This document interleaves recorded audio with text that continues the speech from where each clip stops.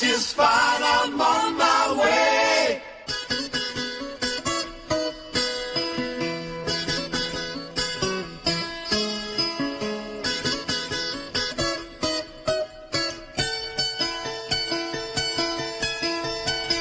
Take a straight and stronger course to the corner of your life.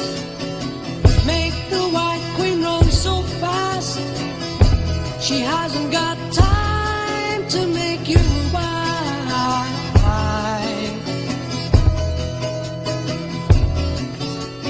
'Cause it's time with your time, and this news is captured.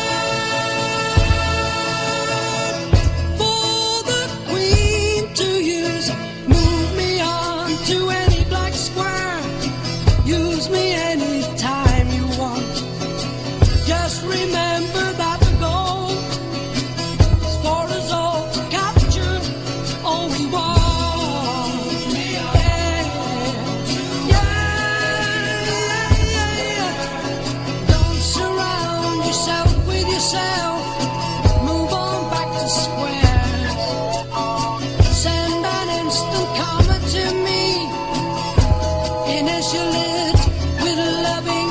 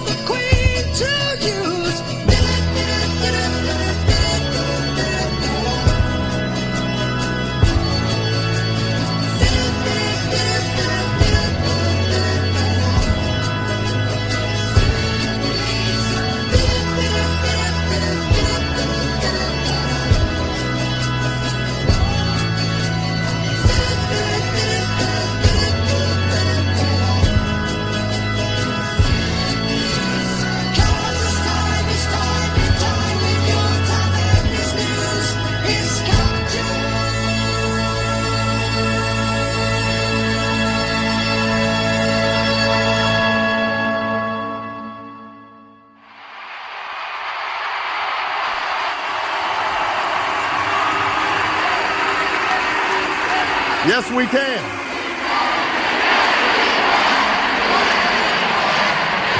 Former President Barack Obama, the great deceiver, instilled so much hope in the public. Are you ready to go? Yet, as time unraveled, more and more of his word became a lie, and a setup for the deep state to roll out a massive depopulation agenda was further established. One that would have carried on had Hillary won the 2016 election. The Georgia Guidestones had been set in stone for this Freemason agenda, but over the last 7 years the agenda had been destroyed. Hillary was meant to win. At least the deep state had rigged the election so she would, but they didn't realize how much rigging they'd need to do. Because Trump became so popular, they lost. The corrupt DC establishment had lost touch with reality. Thank you. And figured because they had the media in their pocket, they truly thought they would win. Despite the lawsuit with Fox News, Dominion has a proven track record of voter fraud. See Venezuela and how the people reacted when their election was rigged. Or watch Pervywood 9, Volume 2, where I cover the 2020 election rigging in explicit detail. Trump is still commander-in-chief, despite the 2020 election results. And the clues are left in military laws and orders, such as the Military Justice Act, Executive Order 13818, 13848, 13912, and many more. When Trump became president, he would need the aid of the world to eradicate the swamp effectively. And to get this sort of power, he used whitemail in order to give corrupt countries and individuals the chance to do the right thing. We had everything. All the documents to prove the human rights violations they had committed, including voter fraud. There has been so much confusion in the truther community regarding Donald Trump. Is he a white hat? Is he a black hat? Are we all being deceived by the great deceiver? What do you think Obama was?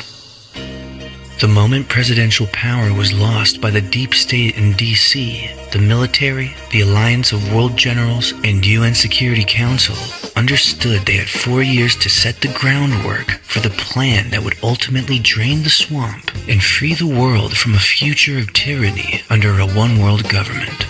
What so many failed to realize or give importance to are the details that show exactly how Trump, through executive orders and laws, took the necessary steps to protect our democratic republic and, more importantly, expose and eradicate the deep state that had been growing like a cancer throughout the world. The U.S. was placed under the crown with the 1871 Organic Act. The bar was quickly established thereafter, and what we know as the U.S. Democratic Republic became a corporation. What the military and Trump are doing now is bankrupting and dismantling that corporation. It may or may not have crossed your path, the famous capitulation tour, where Trump toured the world and met with every superpower, and was given a royal display of submission by each one. What would make each superpower submit to Donald Trump? Well, we had everything. Black hats use blackmail, and white hats use white mail, where the latter uses information to force people into wrongdoing. The former uses information to give the chance of right doing. So what if I told you Donald Trump is still Commander-in-Chief? I can hear loads of people thinking, of course he is. The election was rigged. You are correct, but it goes much deeper than that. I can also hear a crowd of you thinking, well, no, he's not president. And if he is, explain everything. Explain Biden's presidency. Explain the vaccine. Explain why this is happening. There is a big difference between president and commander-in-chief.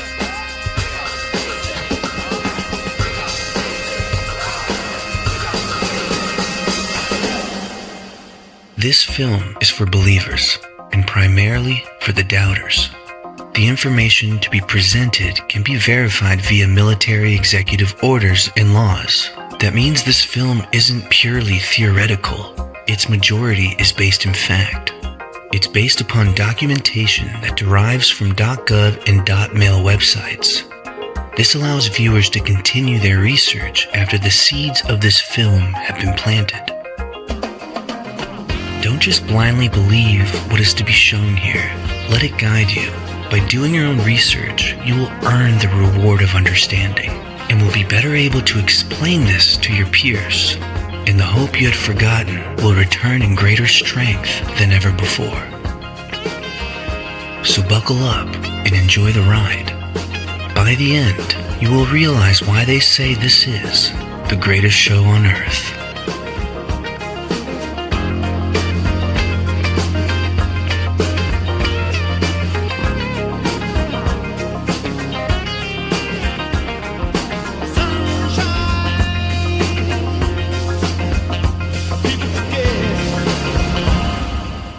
To really understand current events, it's important to first get a grasp on the past. The Organic Act of 1871.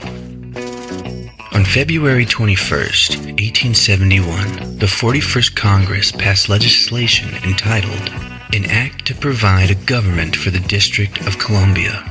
This is known as Act of 1871.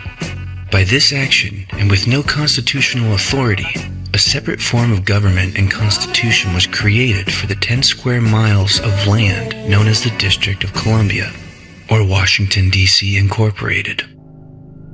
The original U.S. Constitution was entitled the Constitution for the United States of America.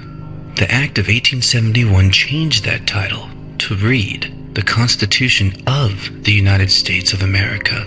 By changing the title and the capitalization of the Constitution, the people were removed from this new Constitution. This new Constitution serves only for the corporation of the United States and not for the people of America.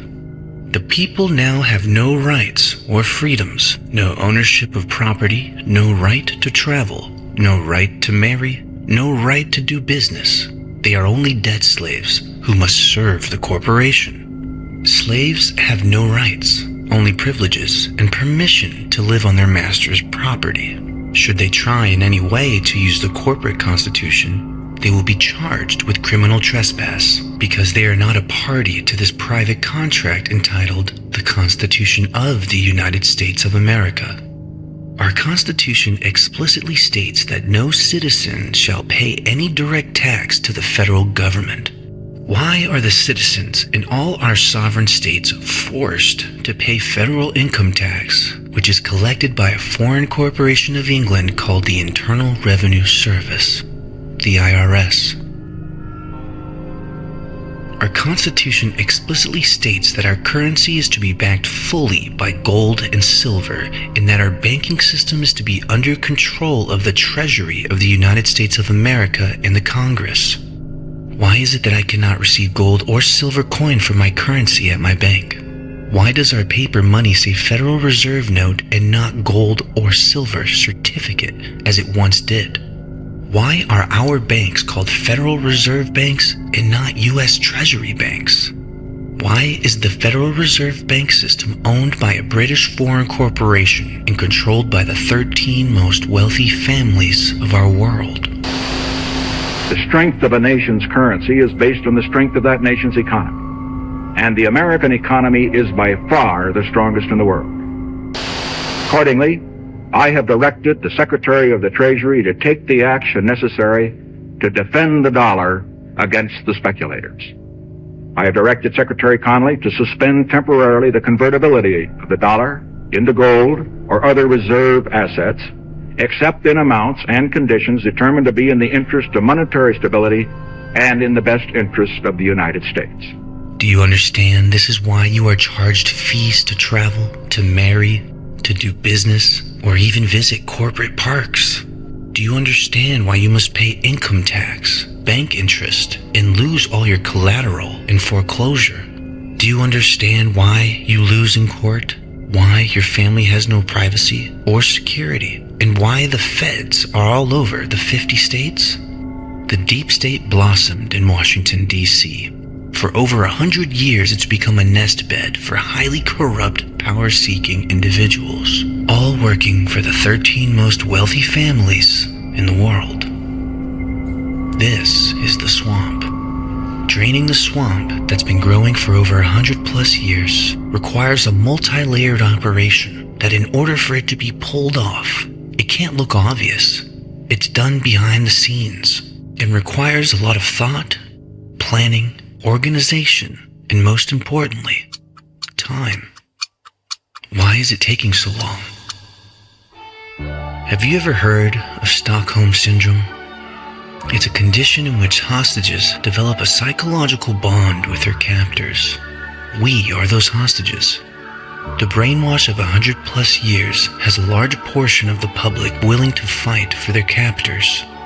To prevent civil upheaval, the operation to take down the deep state had to include the eradication of years of brainwashing propaganda from the collective human psyche. How dare you! Thankfully, many are awake, and as of 2023, many more are awakening. Therefore, this operation isn't going to be published on the news. Not yet, at least. But knowing all this allows us to read in between the lines regarding current events, which include military executive orders, national emergencies, Trump's capitulation tour, COVID-19, and January 6th. They don't call this the Great Awakening for nothing.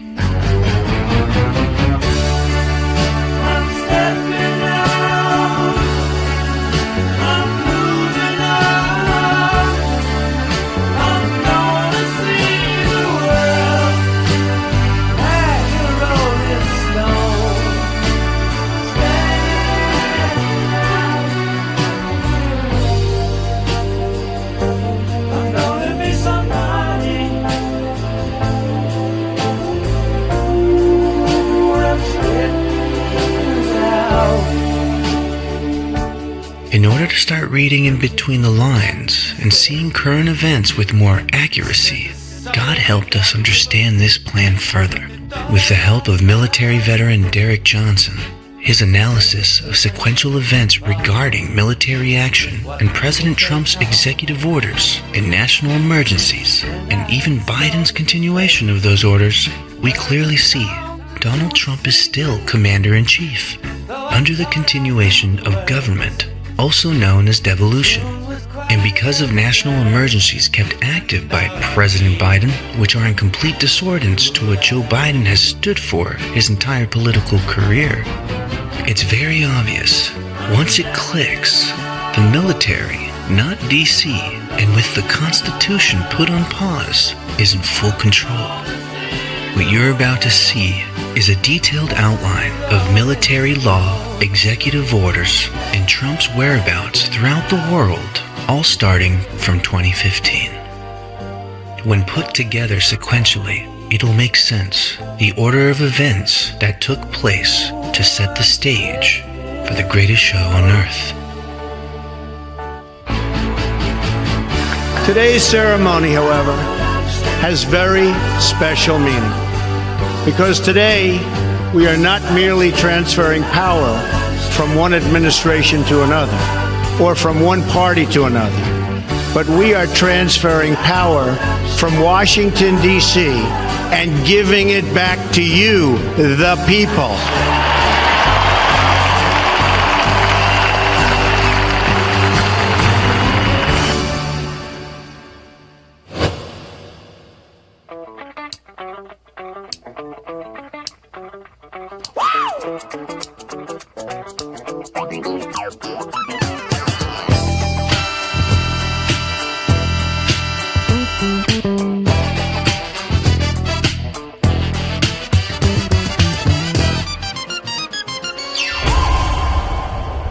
Department of Defense, The Law of War Manual, June 12, 2015.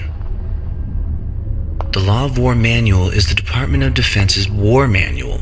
It was signed on June 12, 2015. It's a combination of military and federal lawyers who took the Lieber Code of 1863, Geneva Conventions, Hague Conventions, Nuremberg Trials, the Law of War manuals from the United Kingdom, Canada, Germany, and Australia, and all the strengths of those to strengthen the Uniform Code of Military Justice, which is military law.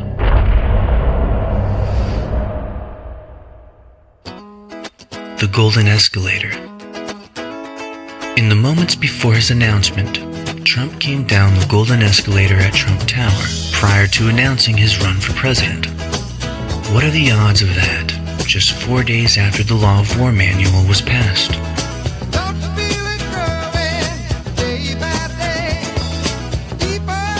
The Military Justice Act of 2016 was a Supreme Court clarifying military laws and courts are separate from civil laws and courts. It clarifies military personnel are different from civil. Federal Continuity Directive 1, January 17, 2017. The Federal Continuity Directive 1 was signed 3 days before Donald Trump took office. Looking into the appendix, it defines devolution and reconstitution. To help you understand further, we must understand devolution, also known as reconstitution.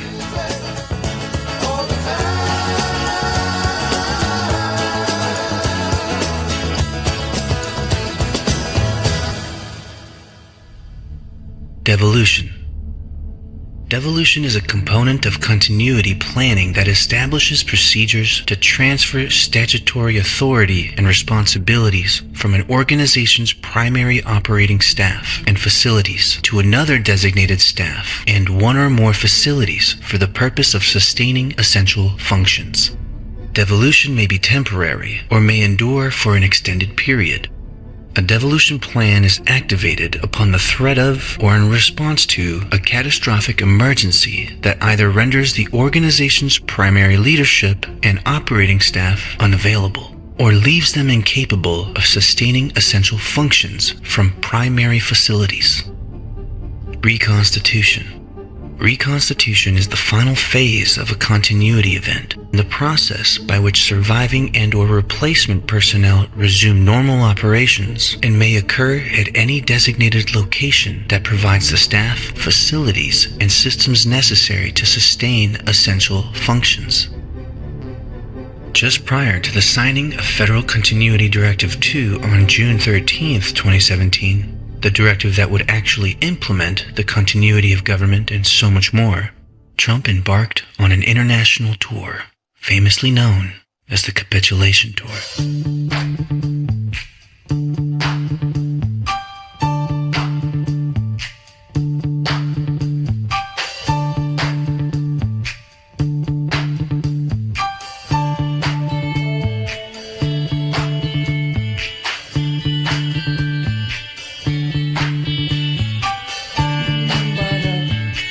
Saudi Arabia, the sword dance, May 20th, 2017.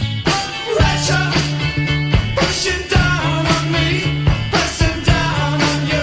No man has fallen under pressure. Brings a building down, splits the family in two, puts people on streets. For Trump to be the only U.S. president to be involved in a Saudi Arabia sword dance is pure symbolism. This was symbolic of going to war together. The history and significance of sword dancing is important to note. The most common arda in Saudi, called the Najdi Arda, initially performed by Arab warriors in the central Najd region of Saudi before meeting their enemies on the battlefield. Sword dancing was a way for the men to display their weaponry and show their heroic spirit. The Najdi Arda also recalls the battles led by King Abdulaziz Al Saud, the founder of Saudi Arabia. Trump came to Saudi with folders displaying the military had everything on their corruption. The only way out of their heinous crimes was to bend the knee to the U.S. and to capitulate, a vow to bring down the New World Order together. And what better way of showing their submission than with an honorable sword dance? Having Saudi Arabia on board meant the first sign of the deep state pyramid had collapsed. 2 days later, Trump would go to Israel to do the same.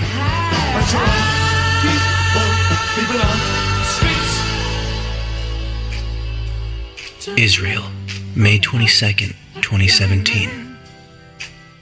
On Monday, May 22nd, President Trump arrived in Israel and was welcomed by President Rivlin.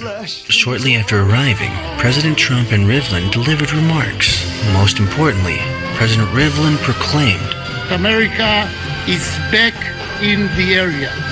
America is back again. Israel publicly submitted by allowing the U.S. to move our embassy to Jerusalem and with our military protection. And to this day, Saudi Arabia and Israel are still getting along.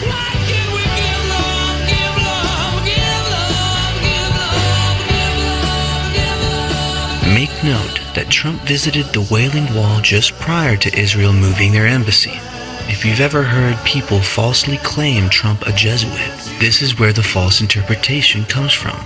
Many researchers are short-sighted. It makes them lazy, and they pause their ambitious research at this wall. Pun intended. They judge the trees, but not the forest, therefore misunderstanding. This was a massive goal in the capitulation tour. What comes next, just 2 days later, is the most important stop of the entire tour, the Vatican.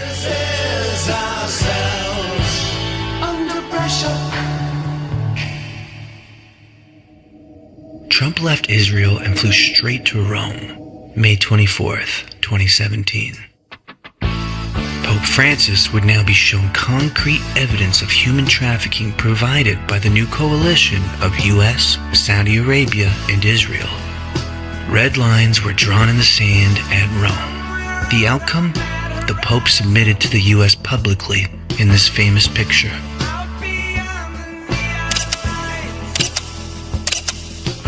The Pope wasn't happy. You should find the picture of him visiting the Pope. It took 650 planes to remove our gold from the Vatican Bank.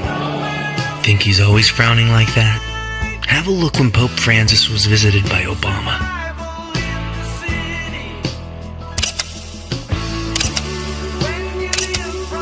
That same day, Trump flew to visit NATO, the North Atlantic Treaty Organization, and the EU, the European Union. May 25th, 2017.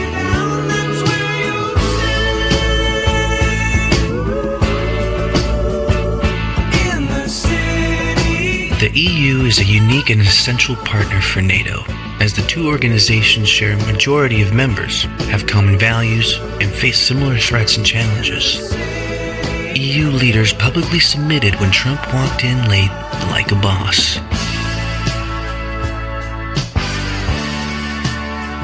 Because now, we had everything. Trump truly was their boss. Both the EU and NATO now realized they have it all, and were instructed to stand down on Brexit and pay more for NATO. Now with the Middle East and European powers of the pyramid submitting, a monumental move forward could happen. That move was the implementation of the continuation of government.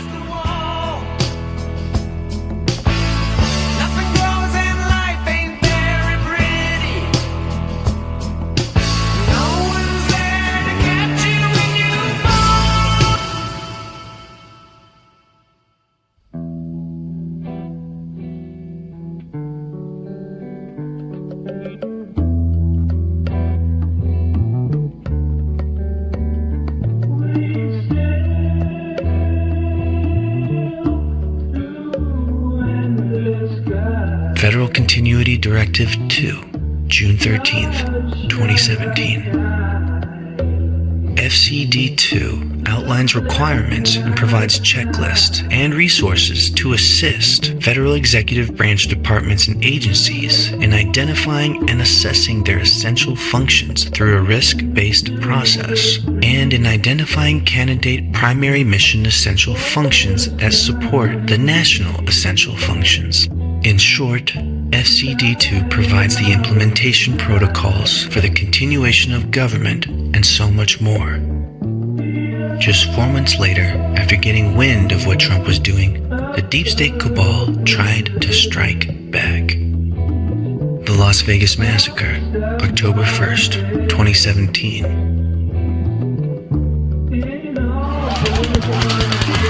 In a matter of seconds, a country music festival turned tragic, a storm of gunfire raining down upon an innocent crowd. Q-Post 117 implied that they tried to take out the new Saudi Arabian Crown Prince bin Salman, who was a good guy in this film. The evil villain? The former Saudi Arabia Crown Prince Al-Walid. It was during the Las Vegas battle that he was neutralized. Al-Walid just happened to control Twitter. Now, we control Twitter, or X. Contrary to what I believed in the past, this points to Elon being a white hat. It's pretty obvious when you pay attention to what he's saying. Elon, you tweeted this thing about George Soros. Well, I'm looking for it because I want to make sure I quote it properly. But, I mean, you know what you wrote. But you basically... It reminds me of Magneto's. It's like, calm down, people. This is not like made a perfect case out of it. You also... you said he wants to erode the very fabric of civilization, and Soros hates humanity. Like, when you do something like that, do you I think that's true. That's my opinion. Okay, but why share it? Why share it? Especially because, why share it when people who buy Teslas may not agree with you, advertisers on Twitter may not agree with you? Why not just say, hey, I think this. You can tell me, we can talk about it over there, you can tell your friends, but why share it widely? This is freedom of speech. I'm allowed to say what I want. You absolutely are, but I'm trying to understand why you do, because you have to know it puts you in the middle of the partisan divide in the country. It makes you a lightning rod for criticism. Do you like that? People today saying he's an anti-Semite. I don't think you are. No, I'm definitely. I'm like a pro-Semite, if anything. I believe that probably is the case. Yes. Why would you even introduce the idea then that would be the case? Listen, we don't want to make this a George Soros interview. No, God, no. I don't want to at all. But what I'm trying, even came up though in the annual meeting. Do your tweets hurt the company? Are there Tesla owners who say, I don't agree with his political position and I know it because he shares so much of it? Or are there advertisers on Twitter that Linda Yaccarino will come and say, you got to stop, man. Or, I can't get these ads because of some of the things you tweet.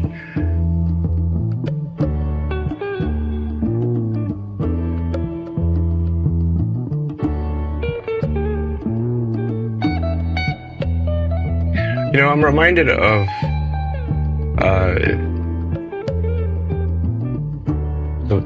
there's a scene in The Princess Bride, great movie, Great.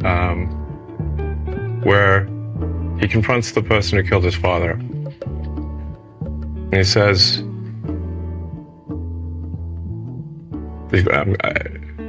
offer me money, offer me power, I don't care. The Las Vegas massacre was a key event, as Trump saved bin Salman's life, as intel had shown Prince Al-Walid was planning to assassinate him. As we mentioned before, we had everything. Now bin Salman owes his life to Trump, which led to the Saudi government overthrow, October 24th, 2017. All right, so we begin in Saudi Arabia, where Crown Prince Mohammed bin Salman has detained some of the most high-profile members of the royal family, and that includes former Crown Prince Mohammed bin Nayef, as well as Prince Ahmed bin Abdul Aziz Al Saud, and the younger brother of the Saudi king. All suggests that they have both been accused of treason. The Saudi guards have also arrested one of Mohammed bin Nayef's brothers. They're now likely to be under the threat of life imprisonment or possible execution. Both could have rivaled Crown Prince Mohammed bin Salman to the throne if King Salman dies. Quite a surprising move here by Prince Mohammed. I mean, most of all, this arrest or detainment of Al-Walid. What does this mean for? Let's tackle Al-Walid first. He's being detained. We're not exactly sure where, but what does this exactly mean for him and kingdom holding? 23 days later, one side of the pyramid fell completely when Saudi Prince Al-Walid was arrested by Mohammed bin Salman. This happened just 3 weeks after the Las Vegas massacre. Prince Al-Walid owns the top floors of the Mandalay Bay. Intel points to Trump being in Vegas that night, and a few weeks later, the Saudi government gets overthrown. Now the capitulation tour would continue as Trump made his way to Asia for a 13-day, 5-nation tour. Japan, November 4th, 2017.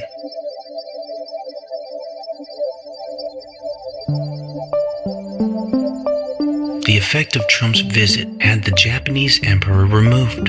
This was the first in Japanese history. Just 1 month after Trump's visit, the Japanese cabinet finalized their decision and suggested that April 2019 would be a good date for Japanese Emperor Akihito's official abdication.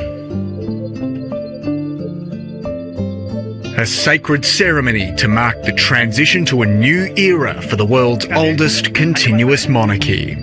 With 2 of the 3 mysterious imperial regalia, a sword and a jewel, the emperor gave his final speech. Emperor Akihito was abdicated due to failure of his duties as emperor. And the symbolism of Japan's submission was when they allowed Trump to become the first ever US president to hand out the sumo champion trophy. Alas, another old house family removed from control. South and North Korea, November 7th, 2017. Trump left Japan and flew to South Korea. Just weeks prior to arrival, the nuclear research mountain in North Korea collapsed, killing their nuclear scientist. During the latest test in September 2017, a bomb believed to have an explosive yield of 100 kilotons set off a powerful explosion. It caused an initial 6.3 magnitude tremor and triggered several more earthquakes in the weeks that followed. Was this to remove the nuclear threat? Was it to intimidate Kim Jong-un? Could it have been both? What Trump said in his speech to the South Korean Assembly pairs well with what happened in North Korea just weeks prior. This is a very different administration than the United States has had in the past. Today, I hope I speak not only for our countries, but for all civilized nations. When I say to the North, do not underestimate us and do not try us. I also have come here to this peninsula to deliver a message directly to the leader of the North Korean dictatorship. The weapons you are acquiring are not making you safer. They are putting your regime in grave danger. Every step you take down this dark path increases the peril you face. It would be only 18 months later that Trump would become the first U.S. president to cross the border into North Korea. At one of the most militarized borders on earth, an historic handshake. Good to see you again. I've never expected to meet you at this place. A US president, a North Korean leader, and an extraordinary invitation. If Your Excellency take a step forward, you will be the first US president to cross this line. And Donald Trump didn't disappoint, not just stepping, but positively striding into history books, the first sitting American president to meet a leader in the North.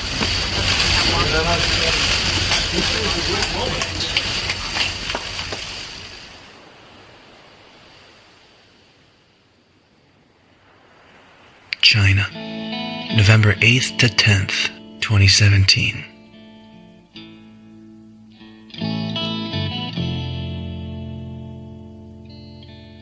Trump then flies to China at the invitation of Chinese President Xi Jinping to meet and dine in the Forbidden City.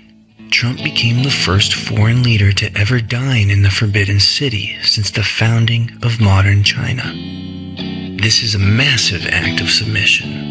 Remember, Xi Jinping had already visited Trump at Mar-a-Lago for a few days in spring 2017. It's evident China wanted to rid itself of the deep state as well.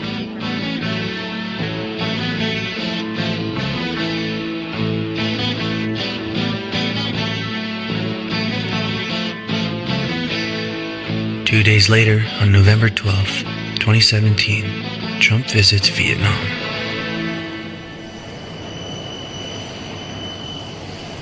Trump then heads to Vietnam to get Southeast Asian leaders to submit, including Singapore and the Philippines.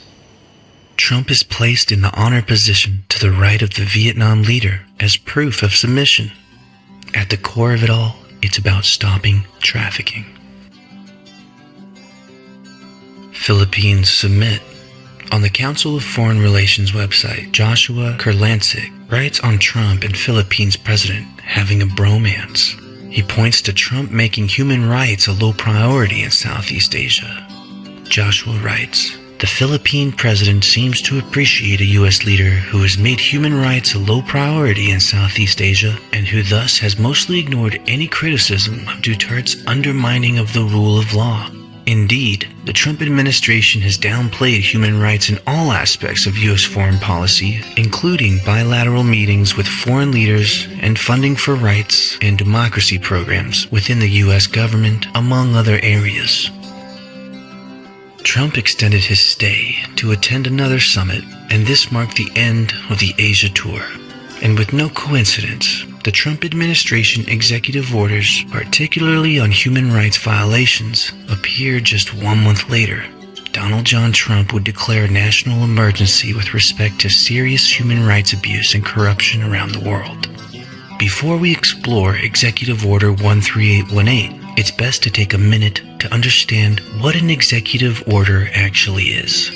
Being that only 32% of Americans can accurately name all three branches of government, knowing the importance and meaning of an executive order is imperative, as the coming executive orders of late 2017 and 2018 and beyond are the framework, the blueprint, that has allowed monumental action to take place in taking down the deep state.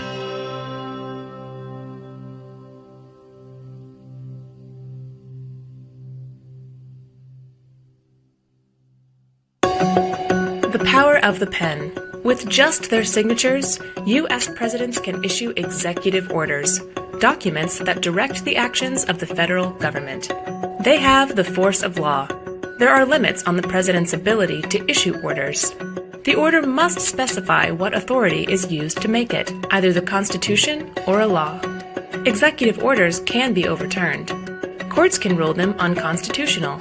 Congress can refuse to spend money to carry out an order.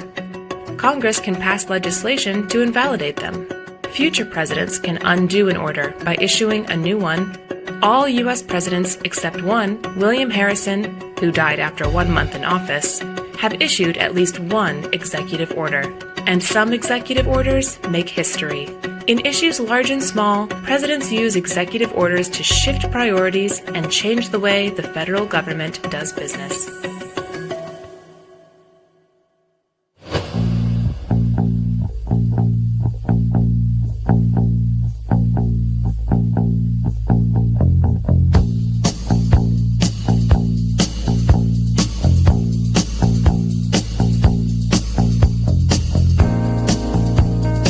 Executive Order 13818, December 20th, 2017. By Executive Order 13818, the President declared a national emergency with respect to serious human rights abuse and corruption around the world, and pursuant to the International Emergency Economic Powers Act, which is 50 U.S. Code 1701, took related steps to deal with the unusual and extraordinary threat to the national security, foreign policy, and economy of the United States. A national emergency is a situation in which a government is empowered to perform actions not normally permitted. The 1976 National Emergencies Act implemented various legal requirements regarding emergencies declared by the President of the United States. Setting an executive order with a national emergency is a very big deal. This executive order was solely based at its core a means to stop the massive human rights violations around the world. As the year ends, Trump begins 2018 with a continuation of the capitulation tour.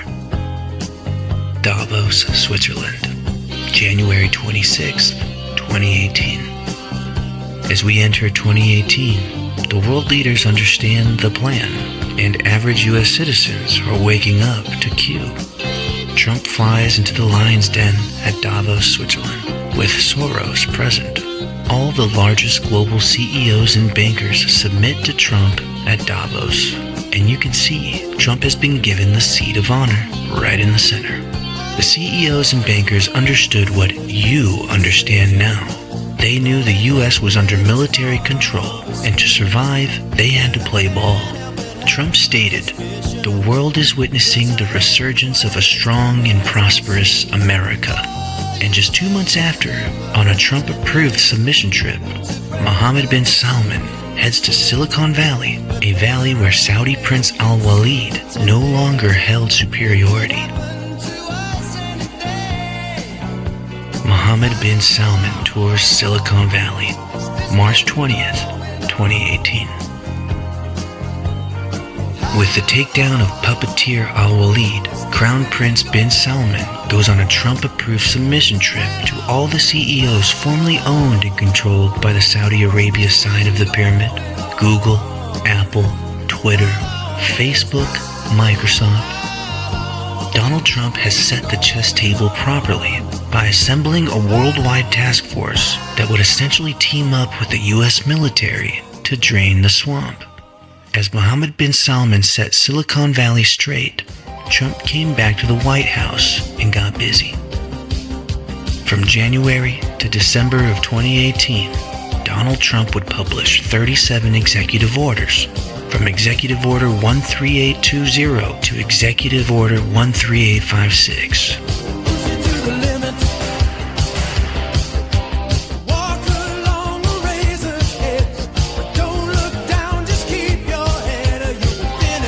The most important order would be 13848. We'll get to that very soon. Trump invites Macron to the White House. Macron is married to one of the deep state, and he worked for the Rothschilds, yet he completely submitted to Trump in these photos.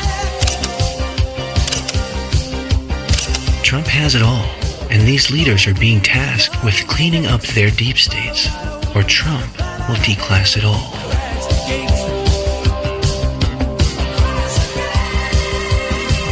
The Queen submits. July 14th, 2018. The Queen submitted to Trump when she allowed him to walk in front of her during a review of her honor guard. Then, she placed Trump under her sigil in the center position.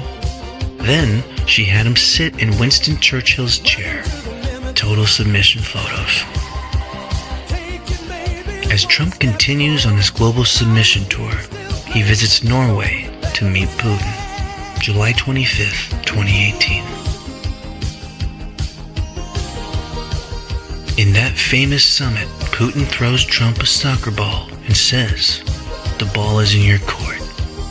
Absolute submission. The entire world is playing ball now.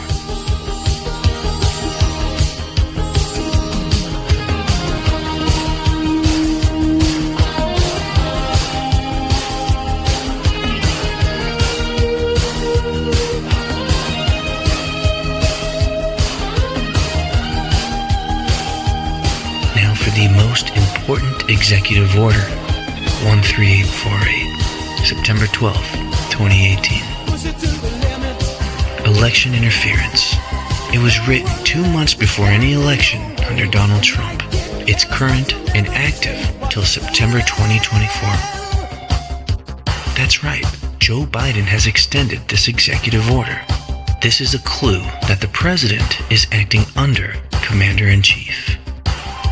This executive order traps all governors, attorneys, generals, Secretary of States, judges, and lawyers for not upholding and implying and enforcing the law. Executive Order 13848 carries a national emergency within it. Keep in mind, this was signed 2 months before any election under Donald Trump. It was 2 years before the presidential election of 2020 and 2 months before the midterms, meaning the only evidence of voter fraud was 2016 and prior. This explains why the Hillary camp, the DNC, and the Mockingbird media all sang the same tune, "Trump won't win." Executive Order 13848 specifically says, although there has been no evidence of a foreign power altering the outcome or vote tabulation in any United States election, foreign powers have historically sought to exploit America's free and open political system. Executive Order 13848 defines who it isn't referring to. Therefore, it defines who it is. If not foreign, it's domestic. It's referring to the Washington establishment. It's referring to the deep state, the cabal, the swamp. Trump now takes the capitulation tour to South America, Argentina, November 29th, 2018. Trump corrals all the global bankers together and forces their submission. Then, Trump walks off stage, leaving the Argentinian president all alone, showing Argentina's submission to Trump. Argentina is a trafficking hideout. It's why the Obamas frequently visit. 3 weeks later, Trump invites Brazil's Bolsonaro to the White House.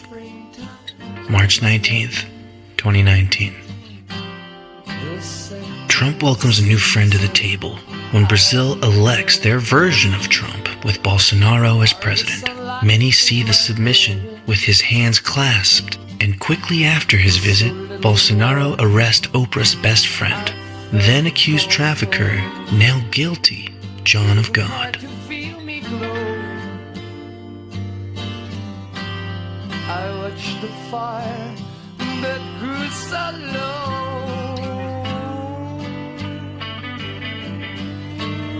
Theresa May, May 24th, 2019. Remember when Theresa May cried and resigned to allow Boris Johnson, who's a Trump supporter, to take over as Prime Minister of England? May owes her life to Trump.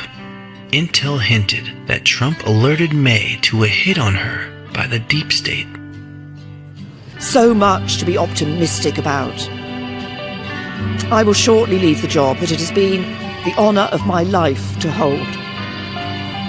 The second female Prime Minister, but certainly not the last. I do so with no ill will, but with enormous and enduring gratitude to have had the opportunity to serve the country I love. She's crying because they were going to kill her, and she was saved by Trump.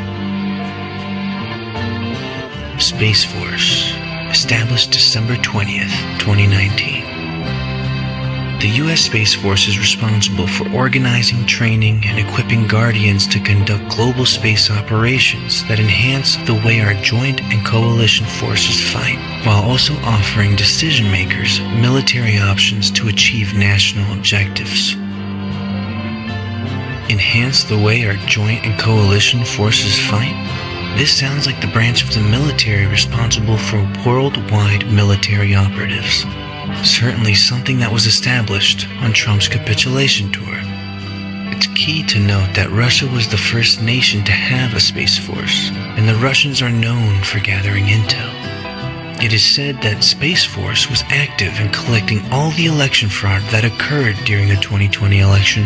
After the onslaught of attempted indictments on Trump, there is now a leg to stand on legally for Trump to showcase the data they have that proves the election was rigged.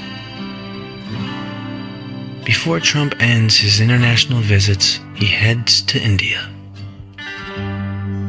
Trump visits India, February 25th, 2020.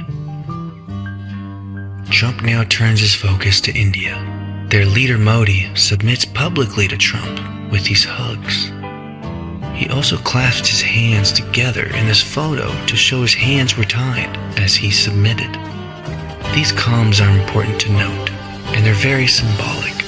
Trump was greeted with a stadium of 100,000 Indians chanting, Namaste Trump! Namaste Trump! Namaste Trump! Trump ends his international visits with India and immediately focused on the battlefront back home. This is when the deep state released their Ukrainian bioweapon.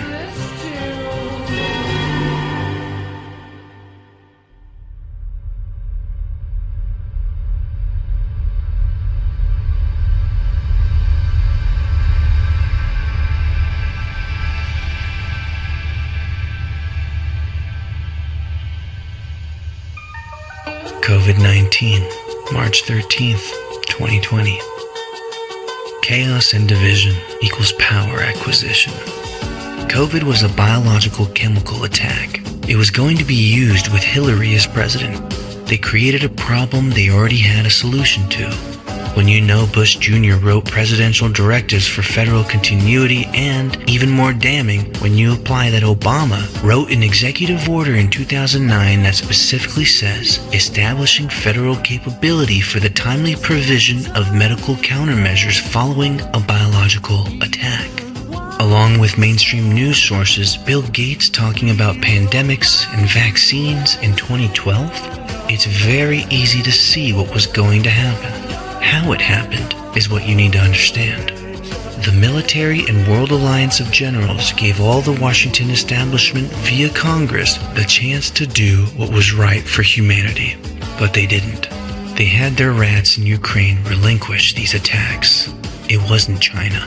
There's multiple cities in Ukraine where biochemical labs are, those that Russia's bombing, with the name China attached to the Ukrainian spelling.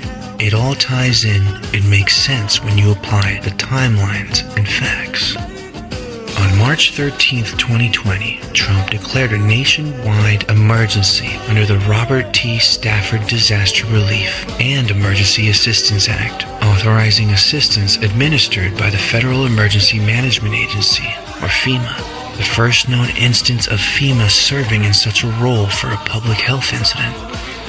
So, Russia is just annihilating and bombing Ukraine for no reason, or just because they want their land back?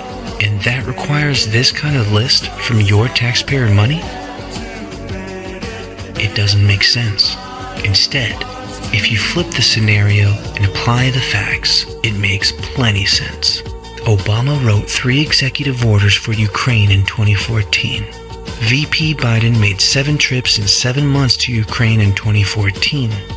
In 2014, there was not a traditional election held in March. It was called a snap election, when Poroshenko won the first round and there wasn't a second. Obama congratulated him 2 days after that election. Ukraine broke the CIS treaty in 2018 with Russia. Putin hands the soccer ball to Commander-in-Chief Trump in 2018. Russia doesn't participate in the World Cup 2022. Not participating in one of their most loved sports? The soccer ball represents the ball is in your court, Mr. President. You tell me what you want me to do. Commander-in-Chief Trump never started any wars. He got Russia to bomb these Nazi-ran biochemical labs. The only Ukrainians fighting in Russia are Nazi soldiers, defending these biochemical labs that the United States criminals were funding. Clinton, Bush Jr., Obama, Joe Biden, Nancy Pelosi, John Kerry, Mitt Romney, and the list goes on. Hunter Biden is now under serious investigation. Pause for 1 second and realize that the majority of what you see coming from the mainstream is actually military controlled. The same time Hunter is being investigated is the same time Trump is being indicted, which is the perfect setup for all red pills to fall like rain at the same time. Luckily, COVID wasn't as bad, as they've skewed the numbers, and the majority of those vaccines were saline. The military knew what was going on and did everything to prevent as much as they could. The rest of it is to wake us up. It wasn't fun for anyone. This is war, and it's up to you to understand who's who and the blueprint. Just think back to friends and family members who are so distant from your point of view, that are now getting closer to it by simply observing the sheer fuckery of the last 2 years. The Fed submitted. March 15th, 2020.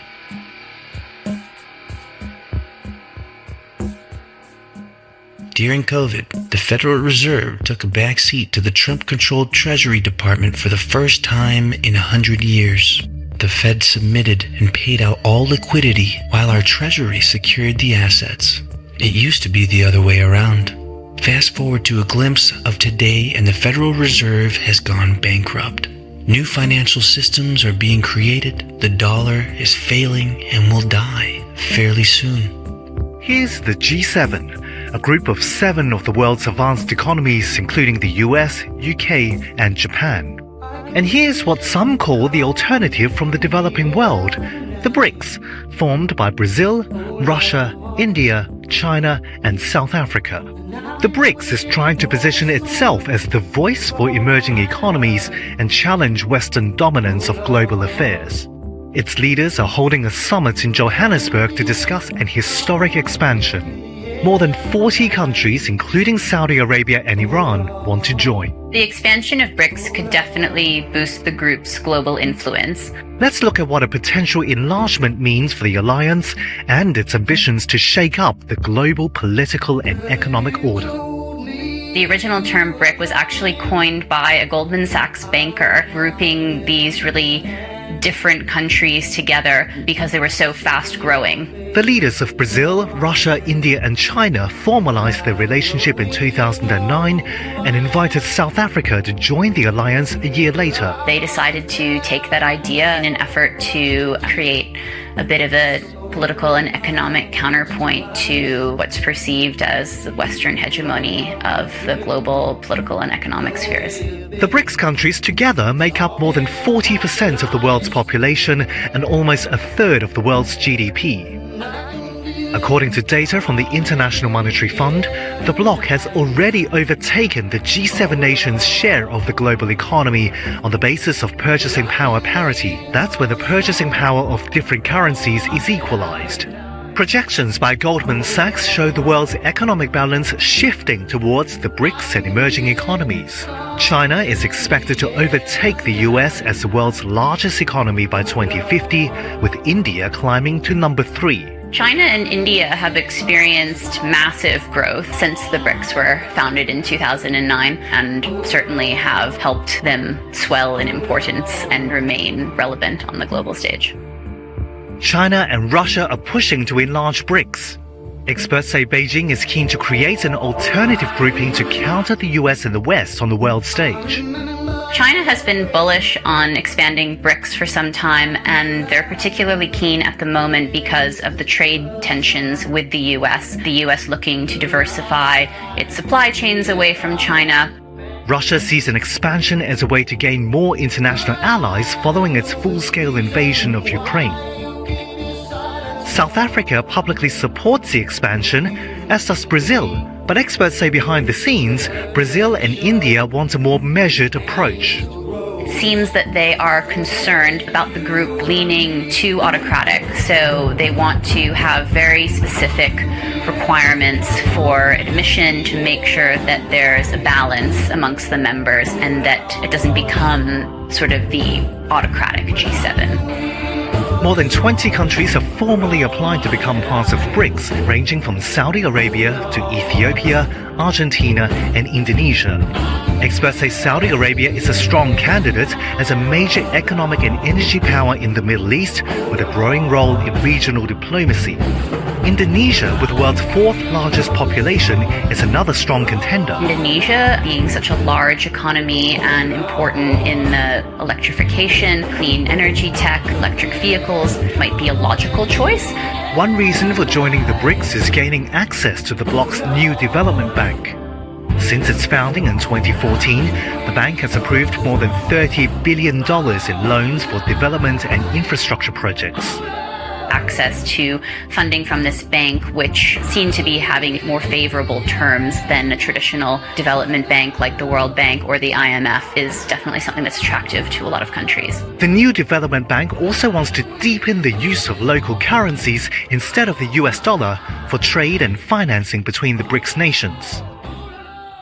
Ultimately, experts say one of the biggest challenges for the BRICS to counter the West is to form a united voice on major global issues. Generally, the countries have pretty diverse and diverging interests in politics, on security issues, and even relations with the US. I think the group would like to be seen as an alternative political forum to the G7 group of developed nations. Whether or not it is able to achieve that, I think, will largely depend on what countries it admits.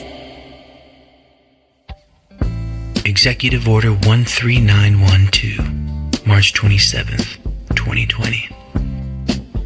Donald Trump federalizes the National Guard and Reserves to active duty because of those unaddressed national emergencies. From 2017 to March 2020, Donald Trump declared 9 national emergencies. 7 were in executive orders, all were unaddressed by Congress. This equals a military operation, a continuation of government, a destroying of the federal corporation. Your 6-blade knife, throw anything for you. Executive Order 13919, April 30th, 2020. President Trump signed Executive Order 13919, which gives the Secretary of Defense the authority to activate the reserve components of the military to federal duty. The military generals and their commanders, and Commander-in-Chief Trump, are now in full control of our nation and have been under multiple clauses under the Uniform Code of Military Justice, the Constitution, and federal law. All this implicates that Joe Biden is not the president.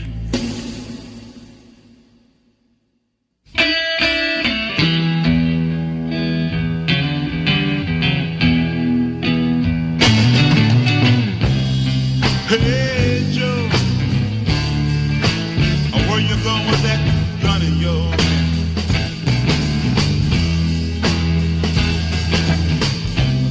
Hey Joe, I said where you going with that gun in your hand? If Biden was actually president, would he extend a number of these executive orders that go against his lifelong policies? Ones created by Trump specifically meant for the takedown of the cabal? This is a perfect sign that shows the military is in control of a lot of what you are seeing. Biden's admin is nothing but a continuation of government, but they're the side that's exposing their crimes to the public. They're destroying their system. They're all actors. The ones that aren't, they know what's going on. Continuation of government shows so. Biden has extended every single executive order with national emergencies and the Executive Order 13912 that federalized the National Guard and reserves to active duty. Every executive order has expiration dates, so why did he extend policies that don't align with his? Executive Order 13912 didn't set to expire until March 2022. Why did he extend it in 2021? He extended it again in 2022, which now makes the National Guard and reserves on active duty till March 2024. The Space Force has never been uttered from Biden's mouth. The Space Force articles have never mentioned Joe Biden. The Army transferred all communications to the Space Force in August 2022 for one command. Who's that commander if Joe Biden has never been mentioned by the Space Force? Who established the Space Force as an independent military branch in 2019? Donald Trump. The Air Force did not give Biden the traditional ride into D.C. on January 20th, 2021. Guess who the Space Force is a department of? The Air Force. There's multiple documented pictures on the Flight app of Coast Guard on Navy bases and Navy helicopters on Coast Guard stations. The Coast Guard is a department of Homeland Security during peacetime. They operate under the Navy during times of war. This implies we are at war. The Marines are a department of the Navy. That makes all military branches operating under military operation. Continuation of government, none of which recognize Biden as Commander-in-Chief. In every single National Guard article, Biden has not been mentioned. Not once. Only the Secretary of Defense and or the commanders of the brigade, battalion, or unit. Biden campaigned that he was going to shut down Gitmo, Guantanamo Bay. Why has he not revoked Executive Order 13823? Which is Donald Trump's executive order that revoked Obama's executive order to shut it down. If he was president, he would have the same powers and authority as every other president. But it's evident he doesn't, because he's not the president. In fact, he's not even alive. And we'll get to that soon. The rigged election, November 20th, 2020. How did President Trump, the military, and his administration know to write every key executive order from 2017 to 2021 with specific dates inside to be activated and enacted on after November 3rd, 2020 and after January 6th, 2021? Military has its own law, the Uniform Code of Military Justice. The Constitution is the highest law in the land, backed by the military. The military came first in our nation. The military was created to make sure the government did not get too radical, hence why they stepped in. This did not just start recently. Our country isn't the country you think it's been. From 2017 to 2021, a lot of you thought that certain Trump team members, staff, administration, and military turned on him, but they didn't.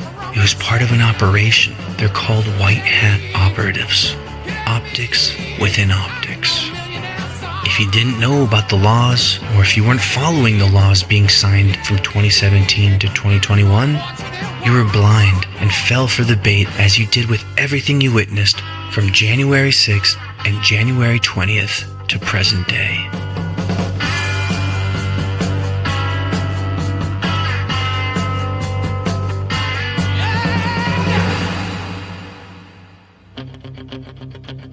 January 6th, 2021. The military expected the 2020 election to be rigged, but to drain the swamp, they had to let it happen. They had to show the American public this way. Mike Lindell's documentary shows the real election results, with almost every state voting for Trump. The Executive Order 13848 issued the first national emergency. Then, on January 6, 2021, Secretary of Defense Christopher Miller activated the National Guard to federal duty, as was ordered in Executive Order 13919 by President Trump. All of those actions also signified President Trump's war powers of the president via 47 U.S. Code 606, Title 10 of the United States Code, the invoking of the Insurrection Act of 1807, Title 32 of U.S. Code extended President Trump's power as president according to those codes in Articles 2 and 4 of the Constitution. On January 6, 2021, after 2 objections, the insurrection took place. It wasn't an insurrection. It was all planned. The military was exposing the deep state. Because in our Constitution, in 3 U.S. Code 15, it tells you what was supposed to happen when those objections took place. That didn't happen. When they came back in, they just rushed right on through and counted the votes. They were supposed to go into a special chamber, go read through 3 U.S. Code 15. Congress, swamp, the rhinos and dinos broke 18 U.S. Code 2381, 2384, and 2385, and 52 U.S. Code 20511. Executive Order 13848 traps all governors, attorney generals, secretary of states, judges, and lawyers who do not uphold or apply the laws that were put into place, so they chose what side of the line they were on. To understand further, you can watch my film, The Flight of the Bronson Brothers, a group of 4 famous trumpet-playing brothers who sued Congress for not upholding their oath. Their fight still continues, and you can catch up on that fight on goodlion.tv.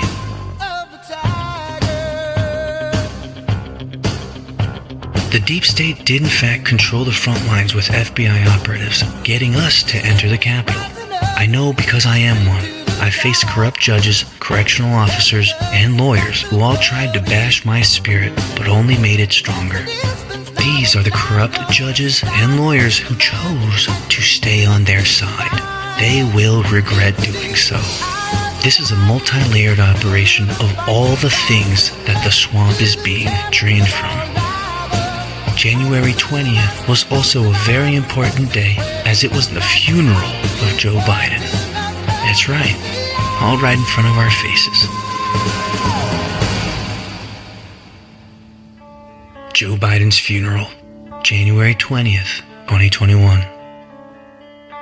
President Trump received the full military and constitutional regulated inauguration ceremony with the Presidential Salute Battery, 3rd Infantry, also known as the Old Guard, with a 21-gun salute, with the playing of Hail to the Chief as he flew off in Air Force One post 11:59 and 59 seconds a.m. as the 20th Amendment specifically says a president's term is to end and begin at noon. Joe Biden had 3 cannons, 9-second intervals, 21 guns, and the first shot was a dud. So, 20 guns? And this was at Arlington National Cemetery. If you go to arlingtonnationalcemetery.mil, it specifically says the 3 valiant salute is not to be confused with the 21 gun salute. Joseph Biden received a full-grade military funeral service. He didn't get to ride in Air Force One. He raised his right hand at 11:47 a.m. Eastern Standard Time, which is a violation of the 20th Amendment. I'll never look into your eyes again.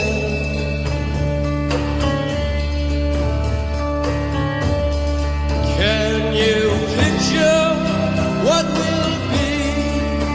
So limitless and free, desperately in need of some stranger's hand in a desperate land. What we are witnessing today is still a continuation of government, aimed to reverse the radical brainwash of propaganda on our nation. You don't just flip a switch to change a public opinion. You orchestrate an entire movie, a show, where the world becomes a stage, in order to create the proper outrage and insight, knowledge that enables people to break away from a hypnosis of division.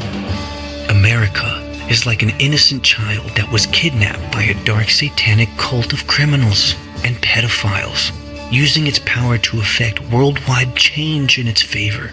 10 years ago, not many people would be able to grasp this information, but through Trump's presidency, COVID-19, the 2020 election, January 6th and January 20th. In the deep state in Ukraine, we've woken up. We've realized blindly putting faith into government has become our greatest fault, and that paying attention matters. The last 100 plus years, Americans were sold to a corporation, losing the true meaning of what being an American is and was all about. Many naysayers out there around the world know nothing about being American, while at the same token, there are just as many patriots in every country of the world because they too have national pride in their country and can see that ridding the deep state of the U.S. is ridding the deep state of the world. You see, we all have something to unite for. We may fear a united one-world government, as we should, but inviting a one-world patriotism is what can unite us all together. Rejoining in the fact that we all have our individualism, but our collectivism is what makes us stronger as individuals. Many people stop short at their brief, "we're all on the same side" rhetoric. Yet, can one truly watch this entire movie and still believe that? The thirst for knowledge, the hunger to understand, when lost, becomes the closing time for both heart and mind, and it becomes evident. Those are the ingredients that make a doom and gloomer. They stopped their research long ago. But not you. You didn't. You now have the tools to understand everything you are seeing happen around the world. It will take thought. It will take your own research. It may take open-minded conversations, painful ones, but together we are collectively the audience of the greatest show on earth, the Great Awakening. Keyboard warriors, you know what to do.